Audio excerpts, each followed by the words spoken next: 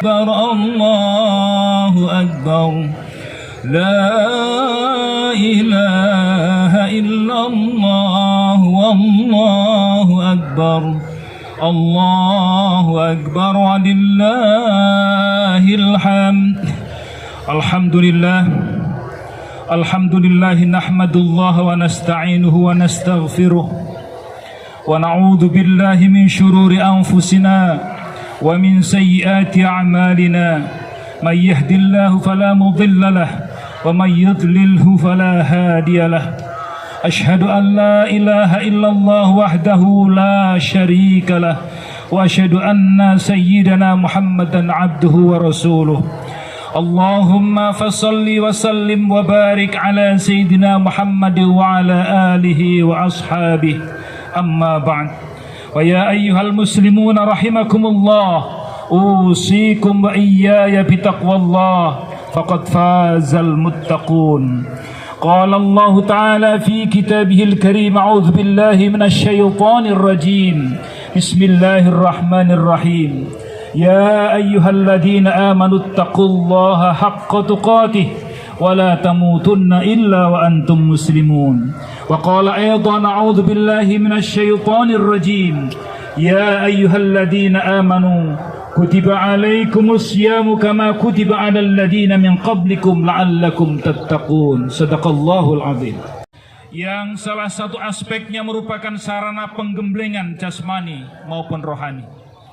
Demikian pula gema takbir, tahmid dan tahlil yang dikumandangkan sejak kemarin malam yang mengagungkan kebesaran ilahi Rabbi adalah merupakan simbol pekik kemenangan dari seluruh kaum muslimin setelah berperang melawan hawa nafsu melalui puasa selama 1 bulan.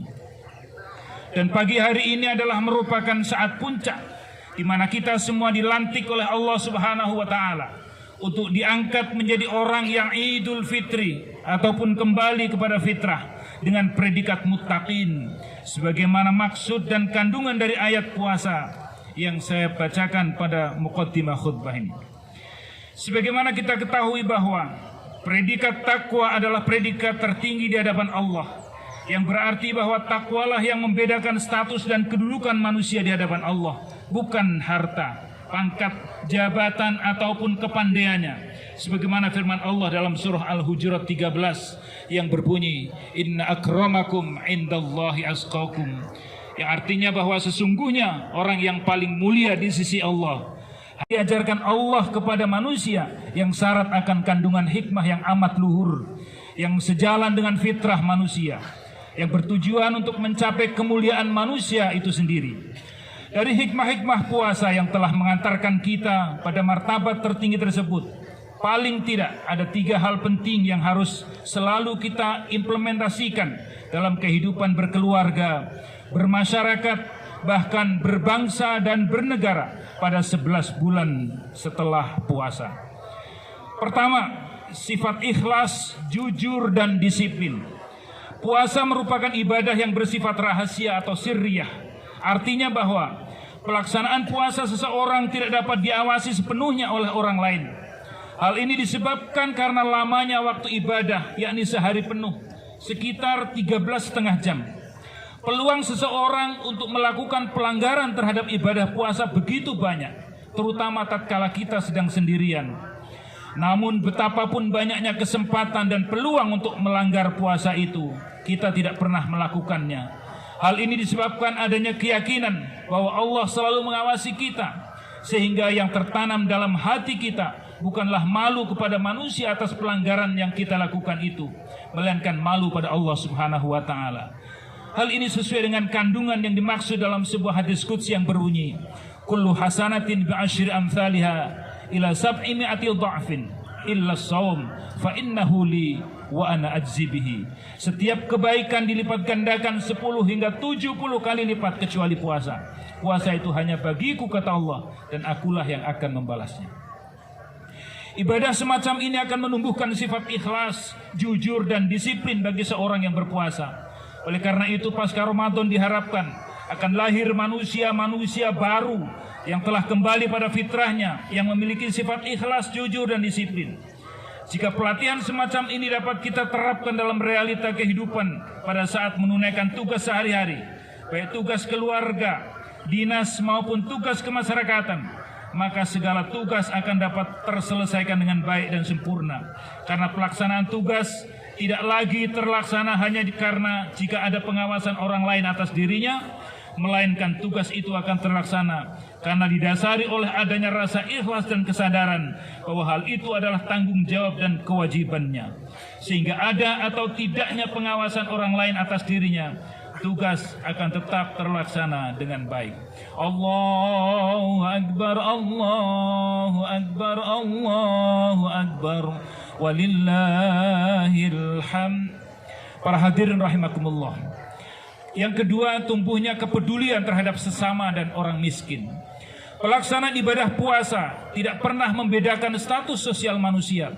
Apakah seseorang itu pintar, bodoh, kaya atau miskin, penguasa atau rakyat, semua sama merasakan lapar dan haus sejak terbit fajar sampai dengan tenggelamnya matahari.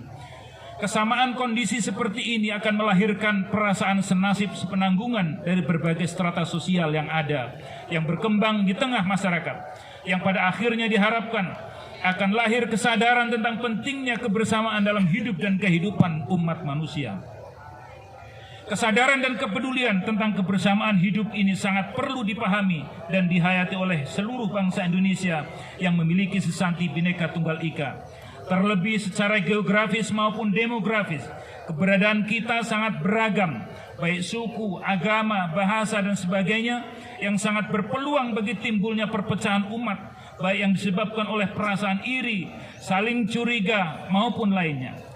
Oleh karena itu penting bagi kita semua dalam suasana Idul Fitri ini untuk segera kembali kepada fitrah kita sebagai makhluk sosial yang hidup damai berdampingan, saling menghargai, saling menghormati, saling berbagi dalam bingkai negara kesatuan Republik Indonesia.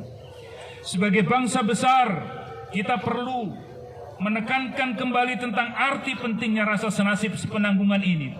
Sejarah bangsa kita mencatat bahwa keberhasilan Belanda bercokol di negeri kita selama kurang lebih 3,5 abad adalah bukan disebabkan karena kuatnya persenjataan mereka ataupun hebatnya strategi perang mereka, melainkan lebih disebabkan karena di antara kita tidak memiliki kesatuan pandangan, tidak memiliki wawasan kebangsaan yang satu, sehingga dengan mudah dapat dipermainkan oleh mereka. Allah Subhanahu wa Ta'ala secara langsung dari belenggu dan kuasa hawa nafsu ini merupakan masalah yang sangat mendasar, baik sebagai orang seorang maupun sebagai kelompok masyarakat. Nabi Muhammad SAW bahkan mengatakan bahwa usaha menguasai hawa nafsu yang ada dalam diri kita itu adalah sesuatu yang dikategorikan sebagai jihad akbar. Dalam praktek kehidupan sehari-hari, kemampuan mengendalikan diri akan dapat melahirkan kehidupan yang harmonis. Sebaliknya, ketidakmampuan mengendalikan diri akan membuat merosotnya nilai kemanusiaan, tumpulnya kesadaran moral dan nurani kita, sehingga pada akhirnya seseorang akan lebih mementingkan diri sendiri ataupun golongannya tanpa memperhatikan kepentingan masyarakat luas.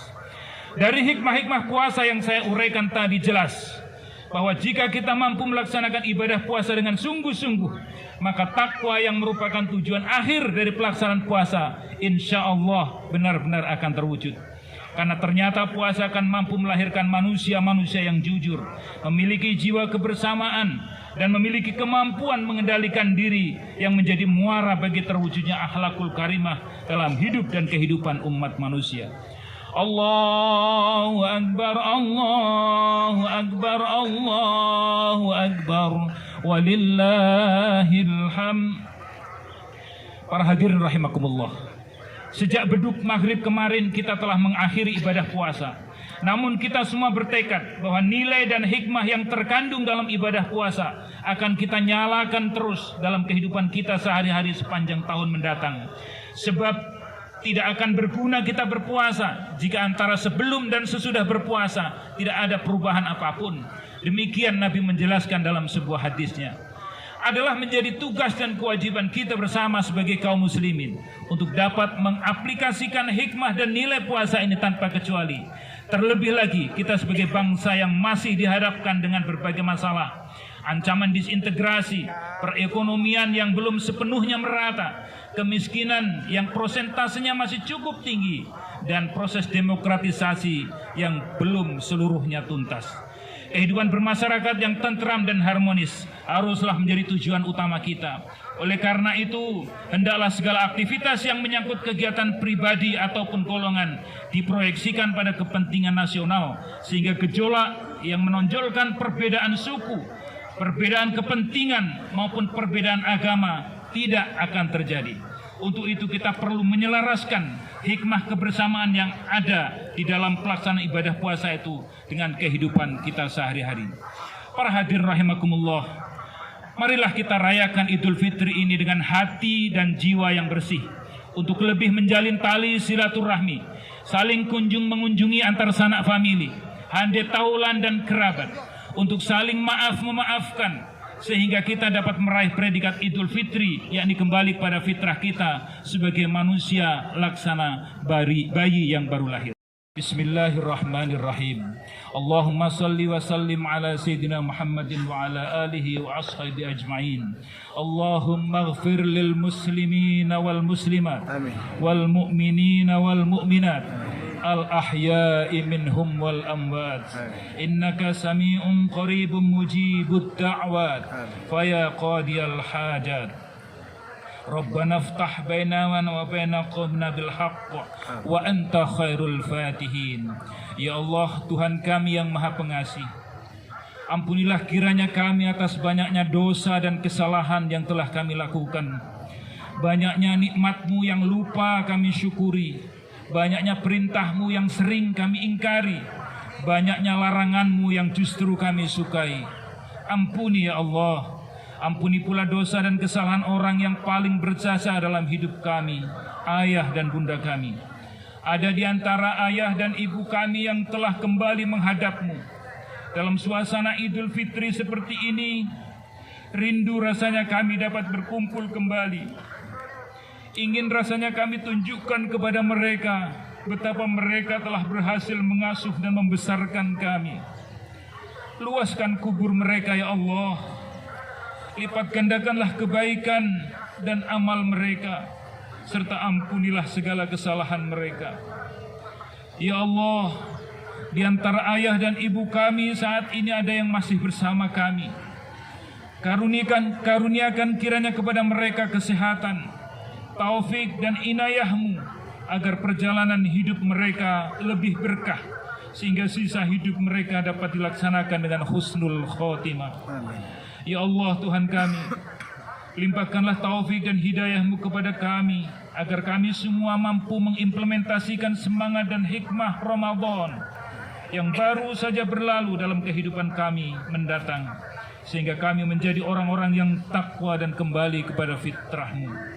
Ya Allah, berikan pula kepada kami kekuatan iman untuk menegakkan kebenaran, anugerahkan kepada kami keteguhan hati untuk menjunjung tinggi keadilan, tanamkan dalam diri kami kearifan dalam berpikir, kecermatan dalam bertindak, serta kejujuran dalam menjalankan tugas dan kewajiban, agar kami dapat mengisi kemerdekaan negara kami sesuai dengan petunjuk-Mu dan mewujudkan cita-cita yang mulia para pendahulu kami. Ya Allah yang Maha Menyelamatkan, selamatkan bangsa dan negara kami dari segala macam bencana.